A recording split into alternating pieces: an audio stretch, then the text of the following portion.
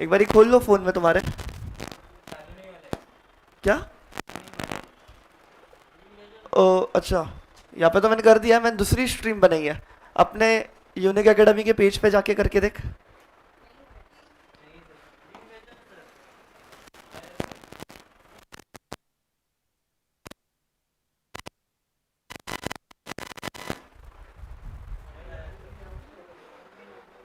कर तो दिया है मैंने। हो गया ना? ये ले।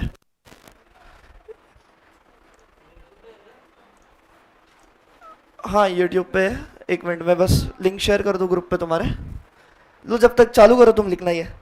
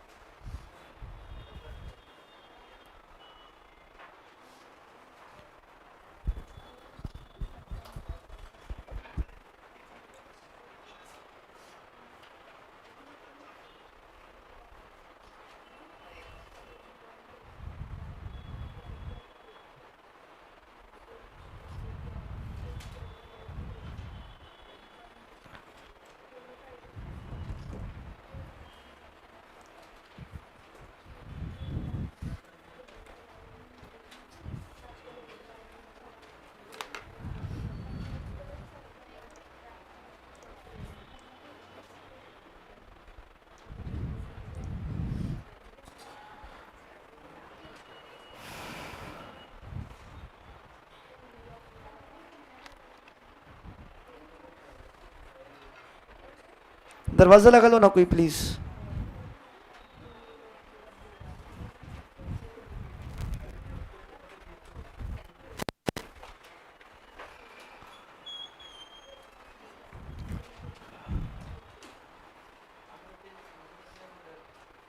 तुमको खाने का ब्रेक कितने बजे चाहिए रहता है?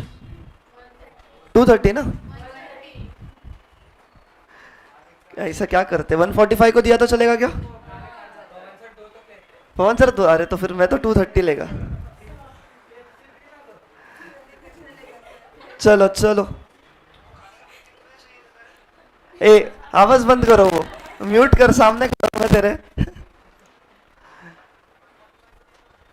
मैं कुछ, मेरी आवाज सुनाई दे रही है, किसका भी है वॉल्यूम लो कर दो एकदम। ठीक है। हाँ ना। अपन ने क्या चालू किया था? कहाँ चालू किया था बोलो रे? हाँ है ना। Effect of minor agreement. Minor कौन था जनरली? जनरली माइनर कौन था? अरे भाव ही नहीं दे रहे मेरे को। माइनर कौन था जनरली? Below 18 years, 21 years. तीन सिचुएशन कौन से थे? Guardian is appointed for the minor, दूसरा guardian is appointed for property of such minor, and तीसरा properties under superintendence of court of ward. है ना? तब क्या एज हो जाएंगी माइनर की? 21 ईयर्स। यस और नो? उसके बाद क्या देखे थे अपन? रूल्स चालू किया था। रूल्स रूल्स एक मिनट खोल लूं मैं यहाँ पे। यस, पहला रूल क्या पढ़ा था सबसे पहले अपन ने? हाँ वॉइड वो है। ऑनलाइन वालों आवाज, अरे यार ये क्या हो रहा है इसको? हेलो। हाँ, पहला क्या था? Agreement with minor is void. Void contract, void agreement. मतलब क्या? मतलब क्या? Void from the very beginning. फिर क्या था दूसरा? कौन सा लॉ अप्लाई नहीं होता माइनर पे? Law of estoppel. Basically law of estoppel क्या था? कि कोई अगर दिखावा कर रहा है, फॉर एग्जाम्पल क्या लिया था अपन ने? पार्टनरशिप फर्म का पार्टनर है, उसको निकाल दिया, फिर भी वो मार्केट में जाके क्या बता रहा है कि मैं ये डीडी एंड एसोसिएट्स का पार्टनर हूं, और वो कॉन्ट्रैक्ट कर रहा है थर्ड पार्टीज के साथ, तो क्या पार्टनरशिप फर्म लायबल होगी उसके लिए? बिल्कुल। मतलब बेसिकली क्या उसको पार्टनर मानेंगे अपन? बिल्कुल मानेंगे ना। बस रुत्ती बात। क्या माइनर पे लॉ ऑफ एस्टॉपल अप्लाई होता है? अगर माइनर ने दिखावा किया कि वो मेजर है तो मानेंगे क्या? मानेंगे ना। मतलब क्या था अगली line? Minor can plead his minority. हाँ या ना? वो हो गया था। अभी अगला, वहां पे डीले चल रहा है क्या?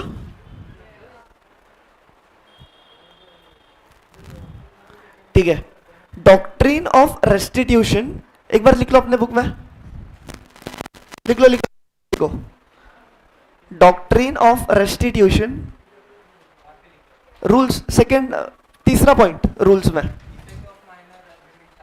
हाँ, उसमें पहला पॉइंट वॉइड एब इनिशियो था, दूसरा पॉइंट था law of estoppel does not apply to minor, minor can plead his minority. अभी तीसरा पॉइंट लिखो, बोल रहा मैं। तीसरा क्या लिखेंगे? डॉक्ट्रिन ऑफ रेस्टिट्यूशन, रेस्टिट्यूशन की स्पेलिंग RESTITUTION।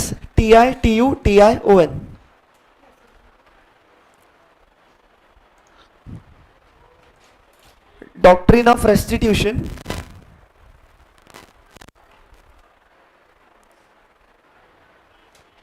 लिखा? आप नहीं लिख रहे हो? डॉक्ट्रिन ऑफ रेस्टिट्यूशन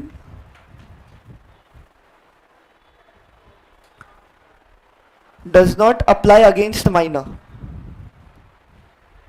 बस उतना ही रखना। Doctrine of restitution does not apply against minor.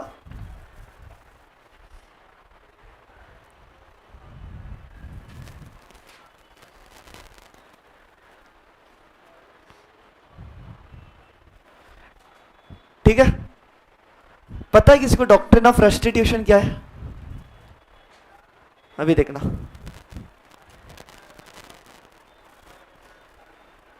किसकी शादी करा है? तेरा नाम? अदनान। अदनान भाई की शादी है, किससे? नहीं, कोई असली नाम रहेगा तो दे देना। अदनानी अडानी। अदनान की शादी, अदनानीच लिखा है मैंने, सॉरी। अदनान की शादी होने वाली है, किसके साथ? अदनान नाम बोल यार, ऐसे कैसे कर रहा है तू? नहीं नहीं, तू नाम बता, कौन है असल में, जल्दी बोल। क्या बोला? प्रिय भी है? नहीं यार, कौन से जमाने में जी रहा है? अदनान की शादी हो रही अलीशा से। ठीक है, असल में है क्या कोई अलीशा? देखेगा मैं तेरा इंस्टा चेक करेगा जाके। अदनान की शादी किससे बताना? अलीशा से हो रही। आज तारीख क्या? 4 अप्रैल, नहीं 11 अप्रैल है, सॉरी 11 अप्रैल है। शादी हो रही है, समझ लो 30 अप्रैल को। ठीक है, शादी कब हो रही? 30 अप्रैल। शादी में क्या लगेगा? डेकोरेशन वगैरह लगेगी? नहीं, डेकोरेशन लगेगा कि नहीं? उसको डेकोरेशन करने का है किसका? फूल का। ठीक है, और फूल कौन है अपना भाई? सुजय। सुजय, सुजय भाई क्या है? फूल, मतलब फूल वाला। बड़े बड़े फूल सप्लाई करेंगे वो शादी में। तो बताना, अपन ने एग्जांपल शायद पहले भी लिया है, जब वो फूल सप्लाई करेगा, इसका एग्रीमेंट अदनान, अलीशा और सुजय के बीच में शादी के पहले ही होगा कि होगा? पहले ही होगा। समझ लो आज कर लिया कॉन्ट्रैक्ट। आज क्या तारीख है? 11/4। हाँ या ना? सुजय एडवांस भी लेगा उससे? सुजय एडवांस लेगा? लेगा। सुजय ने एडवांस कितना लिया समझो? 1 लाख रुपए सुजय ने एडवांस ले लिया कि अभी मैं तुम्हारे शादी में करूंगा फूल का डेकोरेशन। डन। अभी बताओ हुआ क्या? सेम चीज, कहानी सबको पता है। अदनान और अलीशा के बीच में आ गई, क्या आ गई? दरार आ गई। दरार क्यों आई? अदनान ने कुछ तो भी मांग लिया शादी से पहले ही।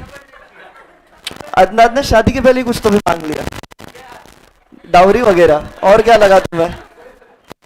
डाउरी रहती है ना, पता ना डाउरी, वो मांग लिया। गलत है ना? तो हो गया, टूट गया। कौन से तारीख को टूटा समझो? यहाँ पे 30 लिखा है मैंने, 1 मिनट। 29 रात को। आज 11/4 है। ऑनलाइन वालों 1 मिनट, इधर आईपैड ही नहीं चल रही है, अलग ही नशे करके बैठा है आईपैड। हाँ, शादी कब है? 30 अप्रैल को। आज है 11 तारीख। इनका टूट गया सब कुछ, I mean शादी और कुछ नहीं। शादी जो करने वाले थे वो टूट गया। कब टूटा? कब तोड़े बोलो? 15। रुक रही, इतना खर्चा, अरे यार हो रही है वॉइस। हाँ, कब हुआ टूटा? कब? शादी 15 को, 15 को शादी टूट गई। अभी सुजय कुछ फूल वगैरह लगाने वाला था ना, अभी लगाएगा क्या वो? लगाएगा क्या? नहीं। पर सुजय ने कितने रुपए लेके रखे थे? 1 लाख रुपए लेके रखे थे। काम क्या 1 लाख का? कायदे से क्या होना चाहिए? क्या सुजय 1 लाख रुपए रिटर्न करना चाहिए कि नहीं करना चाहिए? ना, कायदे से सुजय 1 लाख रुपीज रिटर्न कर देना चाहिए। क्या बोला? करेगा नहीं वो बात अलग, बट लॉ क्या बोलता है, करना चाहिए या नहीं करना चाहिए? करना चाहिए। तो ये जो सुजय 1 लाख रुपए रिटर्न करना चाहिए, ये बोलता है doctrine of restitution. Doctrine of restitution क्या बोलता है कि अगर आपने किसी से भी एडवांस उठाया है और काम करके नहीं दिया, तो इन दिस सिचुएशन तुमको वो पैसा फिर से लौटाना पड़ेगा। इसका प्रैक्टिकल एग्जांपल क्या होता है? अभी सपोज एक बिल्डिंग बनानी की है। बिल्डिंग कितने फ्लोर की? 4 रे, रुक रे, बहुत ऊपर जाता है तू, थोड़ा नीचे रहे, गंदा गंदा मत सोचो। कितने फ्लोर का है बिल्डिंग? 4 फ्लोर का। बिल्डर को पैसे दे दिए कितने फ्लोर के? 4 फ्लोर के दे दिए हमने। बिल्डर ने कंस्ट्रक्ट कितना किया? बस समझो 2 फ्लोर ही कंस्ट्रक्ट नहीं किया। कितने नहीं किया? और 2 फ्लोर उसने नहीं किया ना, तो उसको जो हमने 4 फ्लोर के पैसे दे दिए थे, वो रिटर्न अपने को कितने फ्लोर का करना चाहिए? फिर अगेन 2 फ्लोर का करना चाहिए रिटर्न। तो ये क्या है? डॉक्ट्रिन ऑफ रेस्टिट्यूशन, कि जितने का काम तुमने किया है उतने का ही पैसा लो, अगर काम नहीं किया तो पैसा वापस दे दो। फिर से वो एग्जाम्पल पे आओ। कौन था? अदनान और सुजय। मानो सुजय क्या है? अभी माइनर है। असल में माइनर है क्या तू? नहीं, बट मान लो सुजय कौन है? माइनर, फर्क है नीचे। इन दिस सिचुएशन क्या सुजय पर लायबिलिटी रहेगी 1 लाख रुपए वापस देने की? नहीं होगी। क्यों? क्योंकि doctrine of restitution does not apply to minor. देखो कितने फायदे, तुम जो भी मान लो, कितना फायदे। Sir your voice is breaking, हे भगवान। सेल का सवाल नहीं है इधर, नहीं नहीं इसका है। अच्छा ठीक है, अभी एक और बार ब्रेक हुआ तो बताना ऑनलाइन वालों, ऐसे ही पकड़ के सिखाऊं मैं अभी। बॉडीगार्ड दिख रहा मैं? है भी नहीं बॉडी और बॉडीगार्ड बना रहे हो, है ना? तो डॉक्ट्रिन ऑफ रेस्टिट्यूशन सिंपल क्या है? क्या है? क्या है वो बताओ, पूछ रहा हूं मैं तुमको। क्या है doctrine of restitution?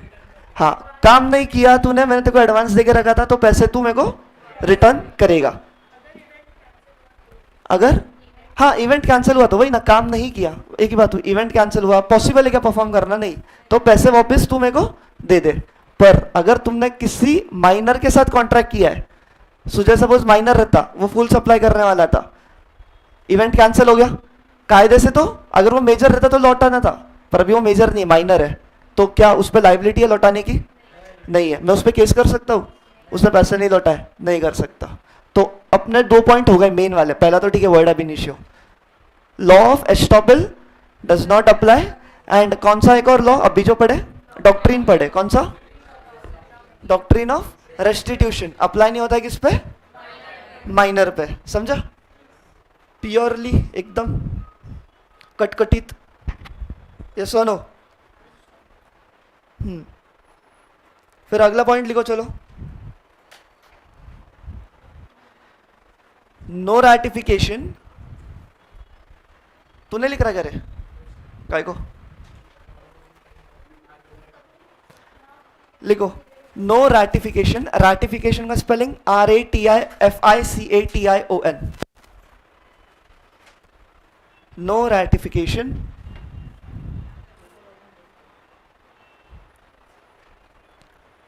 After attaining majority.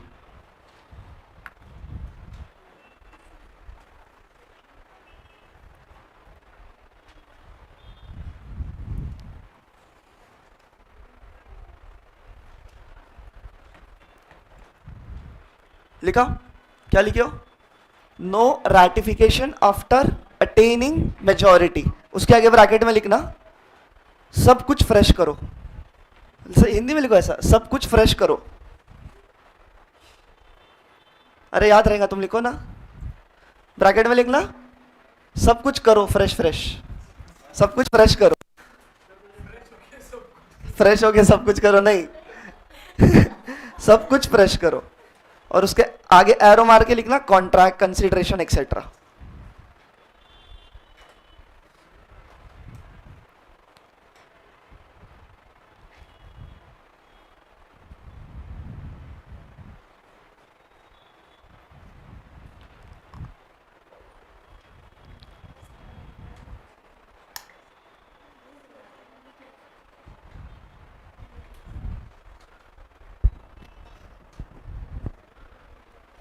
ठीक है क्या, लिखा है? क्या लग रहा है पढ़ के क्या होगा इसमें? No ratification after attaining majority, क्या कह रहे हो? Leniency?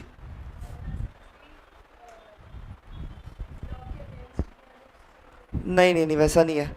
No ratification after attaining majority, पहली बात रैटिफिकेशन का मीनिंग लिख लो, ratification means to approve, pencil से लिख लो उसके ऊपर मीनिंग।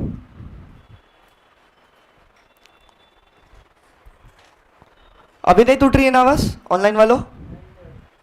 अरे तुमको किधर टूटेगी, उनको टूटेगी ना आवाज।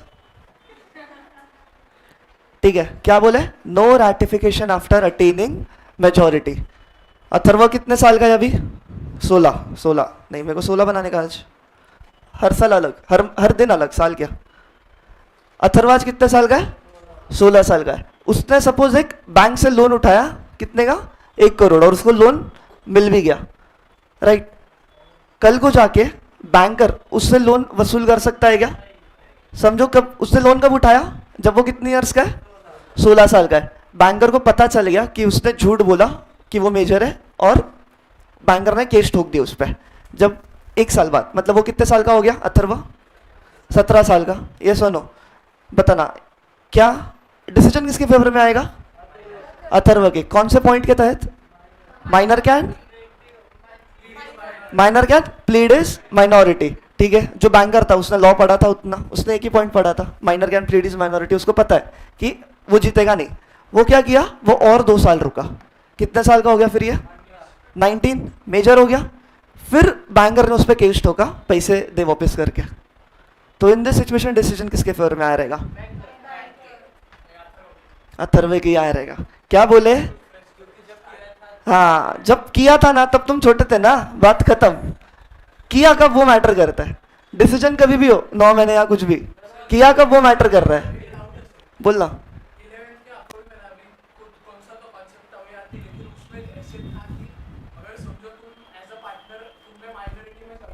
हाँ,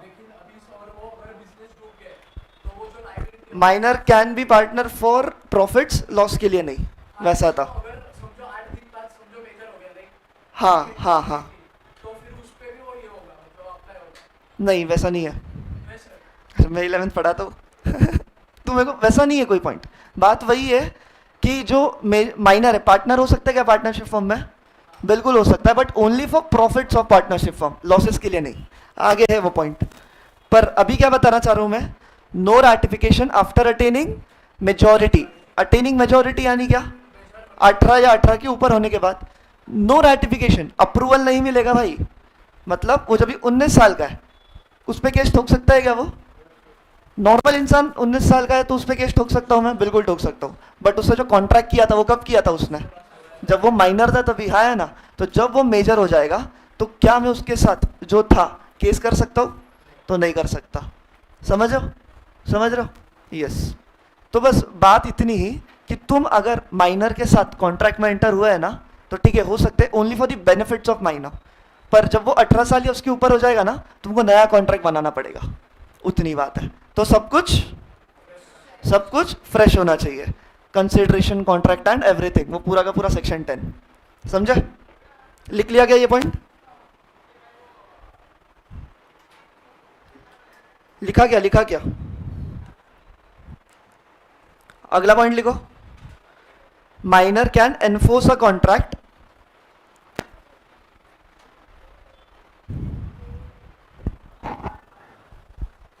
अगला पॉइंट क्या? Minor can enforce a contract which is of benefit to him. Minor can enforce a contract, arrow मार देने का आगे, which is of benefit to him.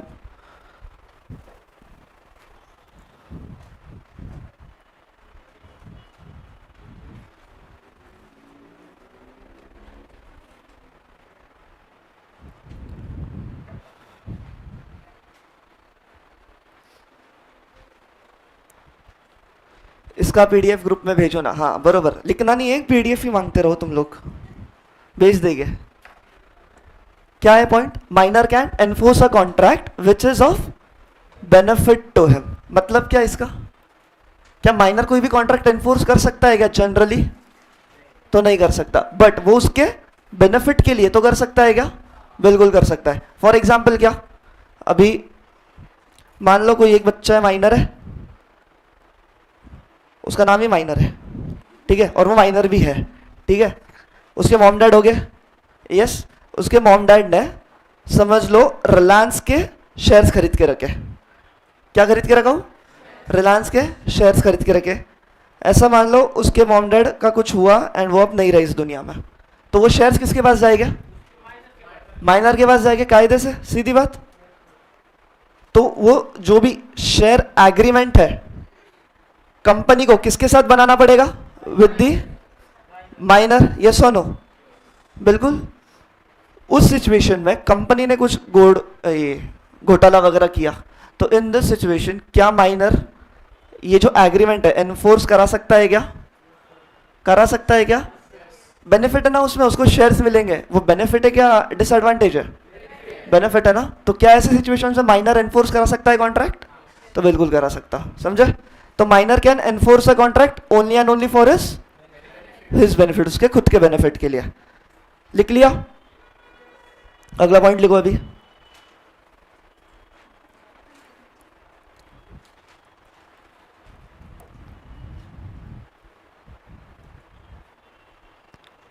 Can be appointed as agent, minor can be appointed as agent. पूछ रहा नहीं मैं, लिखो बोल रहा हूं तुमको नो वाले। Minor can be appointed as agent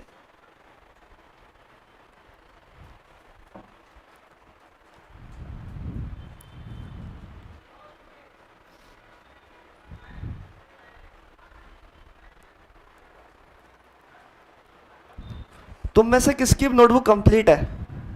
complete है ना? मेरे को एक बार फोटो दे देना अब तक का जितना हुआ है, ग्रुप पे डाल दूंगा मैं, क्योंकि मेरे इसमें अलग अलग पीडीएफ में ना सब डाल दूंगा मैं। ऑनलाइन वालों मत लूट लो। क्या लिखे? Minor can be appointed as agent comma but not personally liable for any of his acts. But not personally liable, पढ़ के समझ रहा है? But not liable for any of his acts, समझे? क्या माइनर को मैं एजेंट अपॉइंट कर सकता हूँ क्या मेरा? बिल्कुल कर सकता हूँ अपॉइंट। हाँ, इधर नहीं हो रहा है कनेक्ट, कुछ ये डुप्लीकेट है।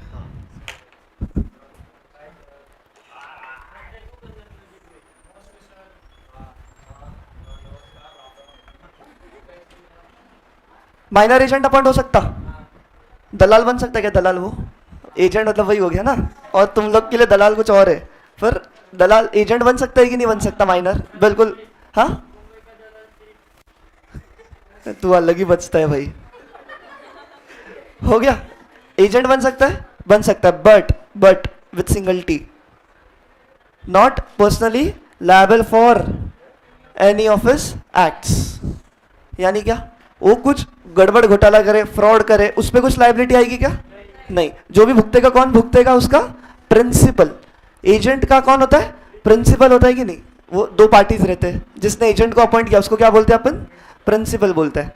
तो एजेंट पर्सनली लायबल होगा क्या? वो कुछ भी करे तो पर्सनली लायबल कभी नहीं होगा, पर एजेंट अपॉइंट कर सकता हूं मैं उसको, बिल्कुल कर सकता हूं। बस इतनी सी बात। क्या बोला? बहुत फायदे। मेरे को भी ऐसा लगा क्यों बड़ा हुआ मैं इसलिए तो 11th 12th में नहीं था ना। नहीं तो कुछ तो भी कर देते तुम लोग।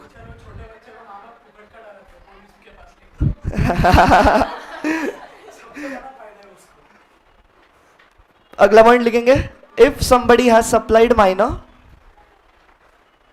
तूने लिख रहा क्या रे? हाँ अच्छा, if somebody has supplied minor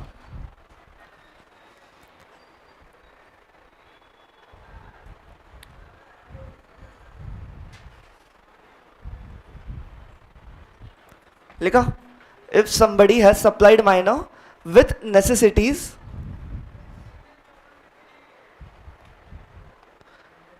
if somebody has supplied minor with necessities, he can recover from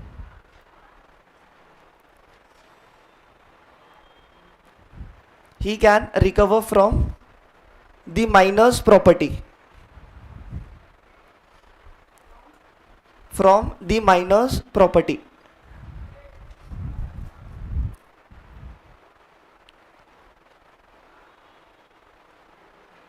comma, but not personally liable.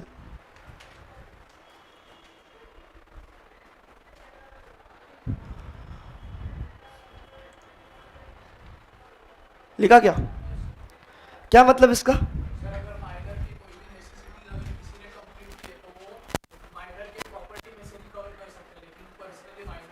क्या बात है, सिंपल बात, मैंने किसी माइनर को सप्लाई किया है विथ व्हाट? नेसेसिटीज। नेसेसिटीज में क्या क्या आ गया? फूड, शेल्टर, क्लोथिंग, एजुकेशन और पानी भी आता है। आता है क्या? वो सब ठीक है। नेसेसिटीज मतलब बेसिक, फूड, शेल्टर, क्लोथिंग और एजुकेशन। ये मैंने किसी माइनर को दिया हूं। मैं किसी माइनर को फॉरेन ट्रिप मारा के आया, फॉरेन ट्रिप मारा के लाया उसको मैंने, क्या मैं रिकवर कर सकता हूँ उससे, उसके प्रॉपर्टी से? नहीं करा सकता हूँ ना। उसको मैंने मूवी दिखाया, मूवी अच्छी वाली, बच्चों वाली मूवी बताया, क्या मैं उससे पैसे रिकवर कर सकता हूँ उसके? नहीं। और क्या हो सकता है? उसके बाबू का खर्चा दिया मैंने, माइनर का बाबू होगा तो उसका खर्चा दिया हूँ मैं उसको, 1000 रुपये, जा गार्डन में घूम के आओ। हाँ तो क्या ठीक है ना। अभी किसी ने पकड़ा, फिर उसको रिश्वत देने के लिए इसलिए देके रखे हैं मैंने। तो किधर जाएगा बता? 1000 में क्या हो रहा है बता? नहीं होता, 1000 में नहीं होता कुछ, मेरे को पता है। ऐसे सुना है मैंने दोस्तों से सुना है भाई, मैंने कुछ नहीं करा है, मैंने कुछ नहीं करा है। तो बता ना, ऐसे ही उसको बाबू सोना के खर्चे दिए मैंने। तू मेरे को साइड से मिल। बताओ, बाबू सोना के एक्सपेंस उसके लिए नेसेसिटी है, बट असल में नेसेसिटी है क्या? नहीं ना भाई। तो मैं रिकवर कर सकता हूँ उससे? नहीं। पर मैंने उसको छत दी रहने के लिए, तो क्या मैं रिकवर कर सकता हूँ उससे? छत, घर, क्या मैं रिकवर कर सकता हूँ उससे? कर सकता हूँ क्या? उसके प्रॉपर्टी से। वो रहेगा, मतलब उसके पास प्रॉपर्टी नहीं रही तो कुछ नहीं भाई, बैठ, हाथ पे हाथ धरे, और कुछ नहीं कर सकता तू। तो क्या पॉइंट है? अगर मैंने किसी माइनर को नेसेसिटी सप्लाई की है तो मैं रिकवर कर सकता हूं उसके प्रॉपर्टी से। उसके पर्सनली, मतलब पर्सनली लायबल है क्या वो? पर्सनली लायबल नहीं है। फिर अगला पॉइंट लिखना,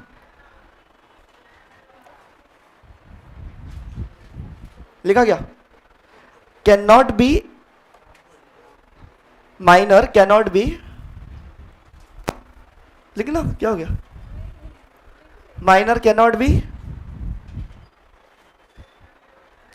adjudged, ADJUDGED,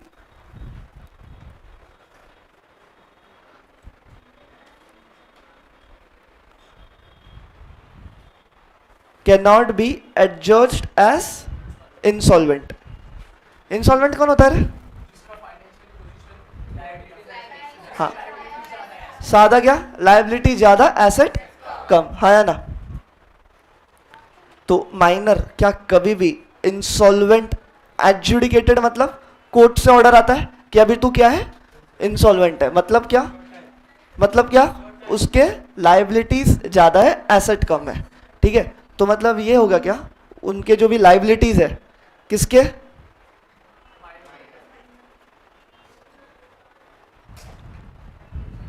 सपोज माइनर की लाइबिलिटी ज्यादा है, उसके एसेट्स कम है, तो क्या माइनर कभी भी इंसॉल्वेंट बोला जाएगा? नहीं बोला जाएगा, उसको कुछ भी नहीं है भाई, समझ चुके? तो माइनर कभी इंसॉल्वेंट बन सकता है क्या? नहीं, कभी भी उसको कोर्ट इंसॉल्वेंट का धब्बा नहीं दे सकती, समझे? लास्ट पॉइंट, जॉइंट कॉन्ट्रैक्ट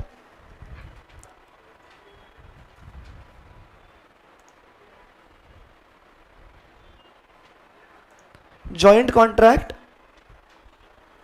तुम्हारे स्क्रीन पे आएगा, देखो फोन के, वो उस तरीके से लिखने का है, तुमको इजी पड़ेगा। जॉइंट कॉन्ट्रैक्ट, फिर ऐसे दो ये बना दो, ऐसे joint contract major and minor के बीच में आर कंप्लीटली वैलिड।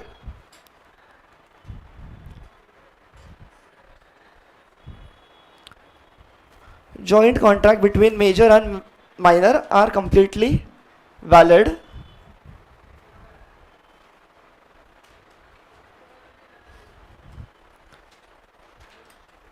स्क्रीन पे ही देखना एक बारी, उसी तरीके से मेरे को लिखा हुआ चाहिए। फिर उसके बाद देखना स्क्रीन पे, देखो ना आपके अपने, आएगा आएगा, रुको सब्र रखो। देखो आया, देखो आया, ए आया, अभी आया।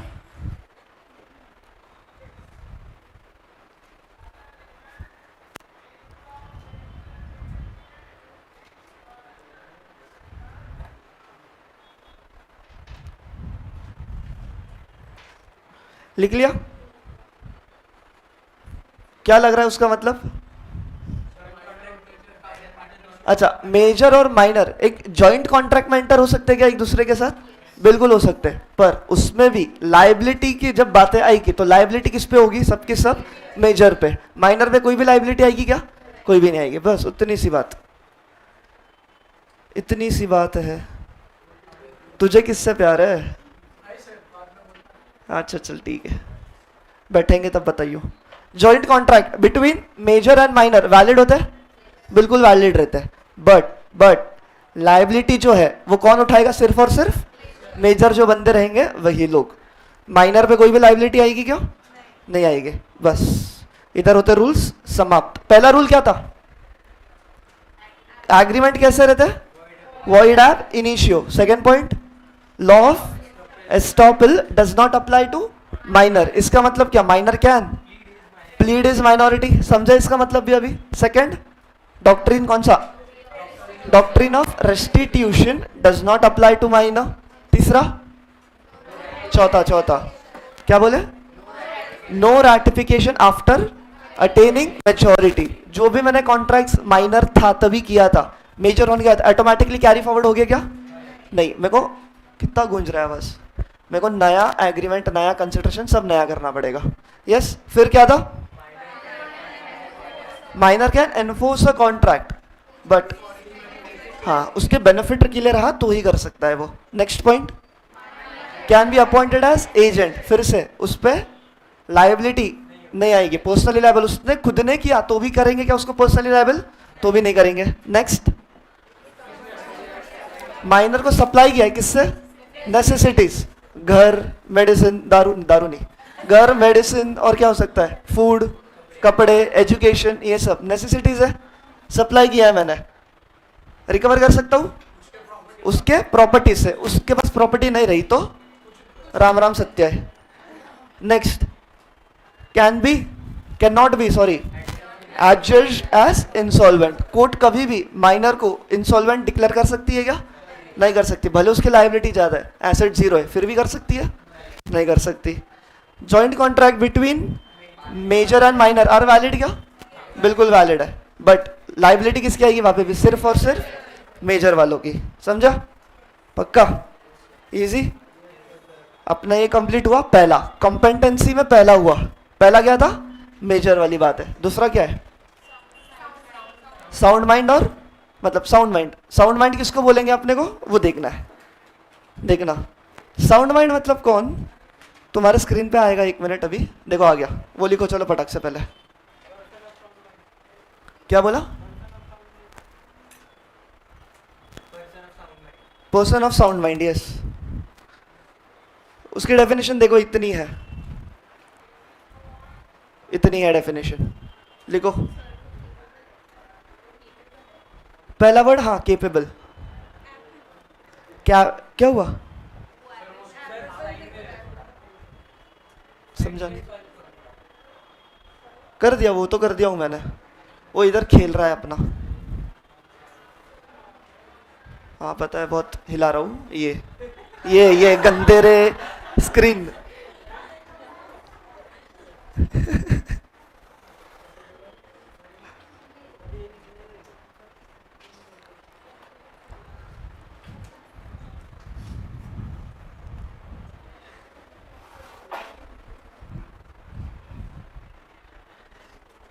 डेफिनेशन ये है कि एक साउंड माइंड वाला इंसान कौन है। साउंड माइंड कौन है यहाँ पे,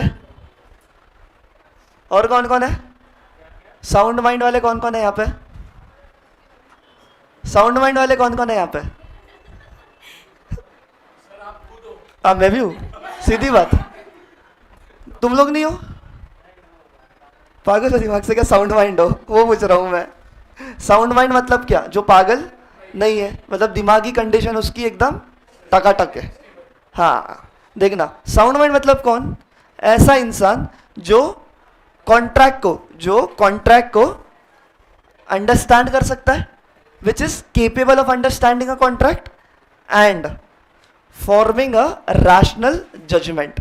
रैशनल मतलब क्या रहता, रैशनल मीन्स क्या, रैशनल मतलब क्या, रैशनल नंबर्स नहीं, मैथ्स नहीं, रैशनल जजमेंट क्या रहता है, स्टेबल। हाँ, रैशनल मीन्स एकदम स्टेबल, एग्जैक्टली नॉट स्टेबल। अभी तुम्हारे सामने 1 करोड़ रुपए रखे और 1 रुपए का सिक्का रखा है, तुम क्या उठाओगे, 1 रुपए का सिक्का उठाया, वो क्या रैशनल जजमेंट है क्या, नहीं, मतलब वो इररैशनल जजमेंट है, मतलब ऐसा जजमेंट कोई नहीं लेता, समझे। तो rational judgement means a perfect judgement kind of, समझा। तो पर्सन ऑफ साउंड माइंड मतलब कौन, कौन बोलो, हाँ, कॉन्ट्रैक्ट केपेबल ऑफ अंडरस्टैंडिंग है and capable of making a rational judgement, समझा। अच्छा, ऐसा कोई इंसान रहा, कौन है ऐसा इंसान, कौन है अथर्व बनाते हैं, नहीं सुजय को थोड़ा और ऊपर वाले के लिए रखते हैं।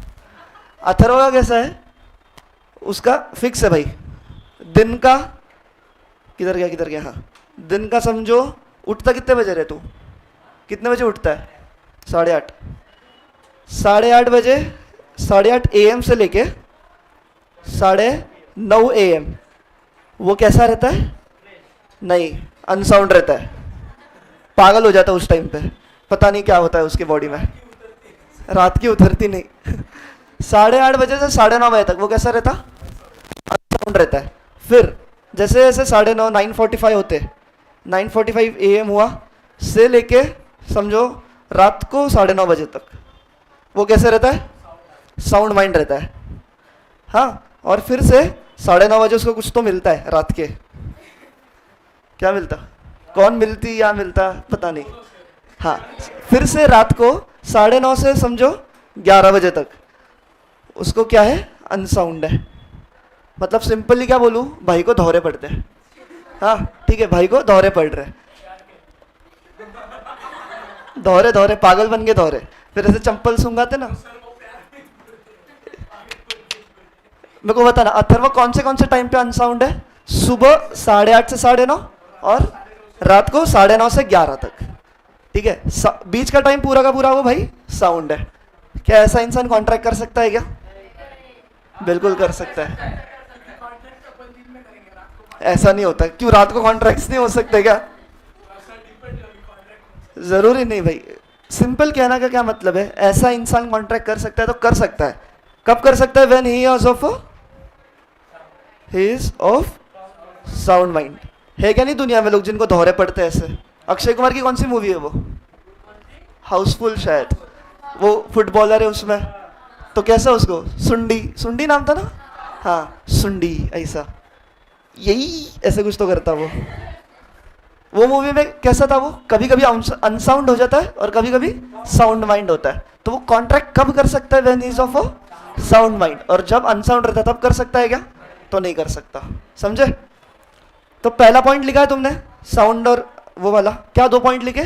Capable of contract and is capable of making rational decision. Second side में लिखना,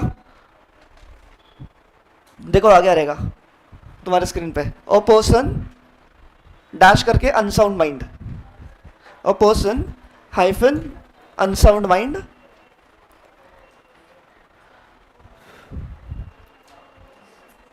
but occasionally sound mind, but occasionally hyphen करके साउंड माइंड। तो जब वो साउंड रहता है तो ही कैन कॉन्ट्रैक्ट। क्लियर है ये पॉइंट भी?